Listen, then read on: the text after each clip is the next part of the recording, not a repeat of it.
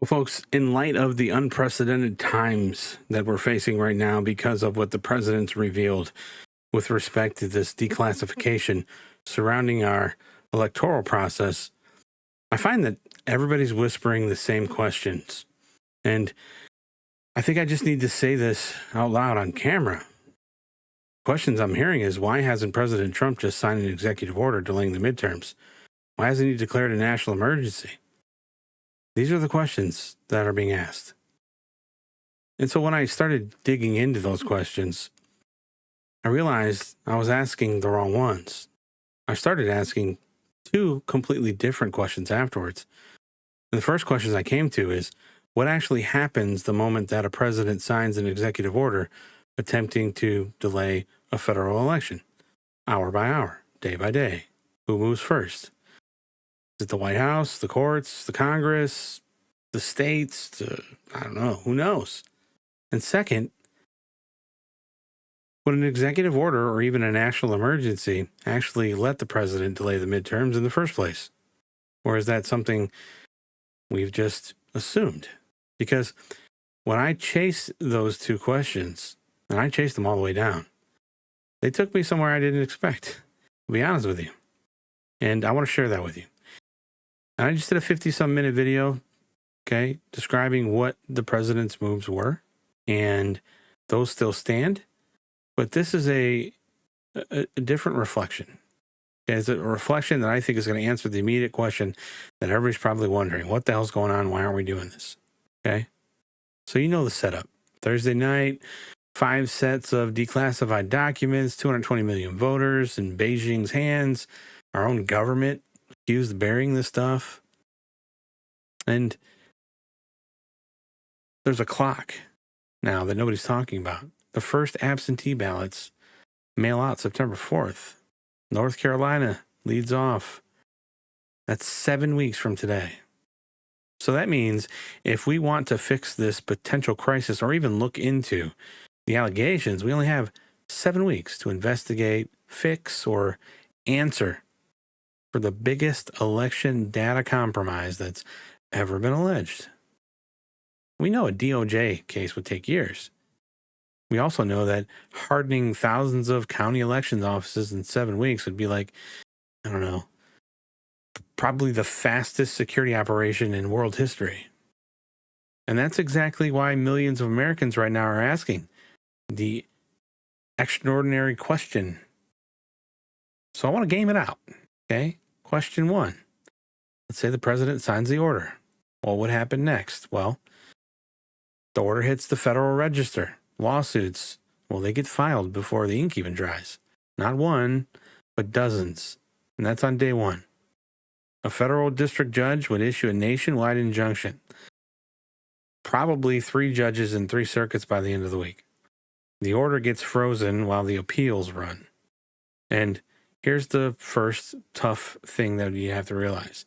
These appeals don't matter because of who actually runs elections in the country. Okay, the White House doesn't print a single ballot. 50 governors, 50 secretaries of state, and thousands of county clerks. Those are the people who do this. And they answer to state law, not executive order. So on September 4th, North Carolina would still send out their ballots in the mail. And the election would go forward. And every state would follow its own statute. But okay, let's keep with this. Week 1, Congress would then move. The National Emergencies Act gives them termination votes, and Democrats would force it to the floor every day. Every purple district in the country would put a Republican on the record. The midterms would become a referendum to the order. And before you ask, because I know you will, what about the speaker? What about Speaker Johnson? Trump's his friend. Okay, that's true. And here's what a friend and the Speaker of the House can actually do. The House can pass a bill moving the elections tomorrow. And if it dies in the Senate by Friday, well, nothing would happen because moving election dates take a law. And there's not 60 votes, not even 50. So the Speaker couldn't do much. He has no emergency powers, no pen that touches a ballot, and every road out of this runs through the Senate. Remember, because the Senate is it's why we're in this mess. Part of the reason. So count what we have. The original crisis, still unfixed. A frozen executive order. 50 states running an election that the White House said should not be happening. So the order wouldn't delay anything. It would multiply the emergency. And that's just question one. Now, the bigger one, could the order actually do it in the first place? Now, if this is, I don't know. It's a difficult one, okay? Because when I started chasing this, I was asking the same question you're probably thinking right now. If we have credible reason to believe the process is compromised, why would we just run it anyway? It's insane, right? You see, the world I come from, if you suspect, let's just say in the nuclear world where I've spent 23 years, if you suspect that a system is compromised, you don't keep the reactor running while you investigate. You shut it down, you verify, and then you restart. Okay? Suspicion alone is enough to stop. That's how you keep people alive. Okay? So when I think about this, I wonder, why doesn't that logic apply to this election? I wrestled with that for a long time. And here's where I've landed. Okay, when we shut down a reactor, nobody gets power from that shutdown. It's neutral. It's reversible.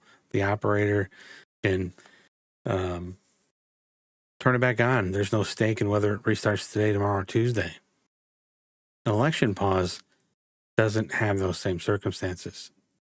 And this is not my definition. This is the founding fathers, okay? Every day that the vote doesn't happen, the people currently in power keep the power they were supposed to put on the line. That pause is a transfer of the very thing we are trying to protect. And that's why the founders never built a kill switch. So the answer to the question is no. The power is never there to begin with. Not in an executive order, not in a national emergency. Frankly, not anywhere. Lincoln didn't have it in the Civil War. FDR didn't have it in World War II. You know, Britain paused their elections. We didn't here in the United States because FDR didn't have the power. Served multiple terms, didn't have the power to pause. Then go back to Alexander Hamilton. He wrote in Federalist 68 that foreign corruption of our elections was the deadliest threat to the Republic. They saw China coming 240 years ago, according to constitutional scholars today. I think they were talking about the Brits, but whatever. But knowing that, they still refused to hand any pause power or suspension power of the election to the president. Not because they trusted the process, it was because they didn't trust any man holding that button. Ever. And the test that made it click for me, and I want you to hear me out here. Okay, don't picture that switch in Trump's hand, okay? Picture it in the hand of Barack Obama. Picture it in the hand of Joe Biden. Because whatever power gets built in the next few weeks, the next person inherits it in November or in 2028. Think of Gavin Newsom with a legal pause button. You pause every election. That's the mentality of how our founders built these things. These systems, okay?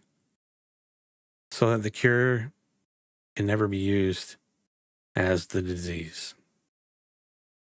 Now, the reactor logic that I gave you is right for reactors. For elections, the trip switch itself is the biggest vulnerability in the building. So what can be done? Like I said in my layout, quite a few things. There's 7 things. But what I'm watching for is that maybe there is a declaration of a national emergency that everybody's talking about. Because that's real authority. Sanctions on Beijing, critical infrastructure, federal resources flooding state electoral systems. What Mark Mullen's doing with DHS. That hardens the vote. Just doesn't touch the date. Secondly, the DOJ opening their formal cases. not press conferences, but cases with a grand jury before the documents get memory hold by whoever wins in November. We can get Todd Blanche. I'm thinking Hatch Act. If we can get Blanche approved, confirmed, maybe we'll see that happen right away. I mean, he can still do it. He's acting. Thune, number 3, puts the Save America Act on the Senate floor. Every road runs through the Senate right now. If this breach is what the president says it is, that bill is the only lawful vehicle left in the building. And the documents drop publicly in the next few days. Hundreds of pages. I mean, look, I might go through them line by line, and whatever they show, maybe I'll talk about. I mean, what's proven, what's alleged, what's noise. Because I think that's the difference between what I'm trying to do and what I'm seeing other people doing here on this platform. Okay? I'm not some AI person. I'm not here just hyping you up. President Trump destroyed the filibuster. The Senate just passed. There's so much BS. I don't understand why YouTube's making it easy, I think, to make money on this app and to do things because, what you're doing as a creator or whoever, by putting out this BS, you're putting an unfair set of circumstances on the president to achieve the BS that you're saying. And it's not fair to him. If you really care about the man, you won't do that. But anyway, tonight, look, told you something that took me I'm tired. Took me all day. Okay. I was trying to get that 54-some minute video out earlier today, and I didn't do it because I thought, is this going to compromise what I was putting together? And it doesn't. Because I think the president is thinking strategically regardless. But look, we have 7 weeks. And unfortunately, the kill switch that we want doesn't exist. It was never built. We have a couple of moves that work. I just gave you 3, but there's really 7. So, again, thank God we have the president. Thank God we have him. God bless you, folks. And God bless America, because we're going to need it.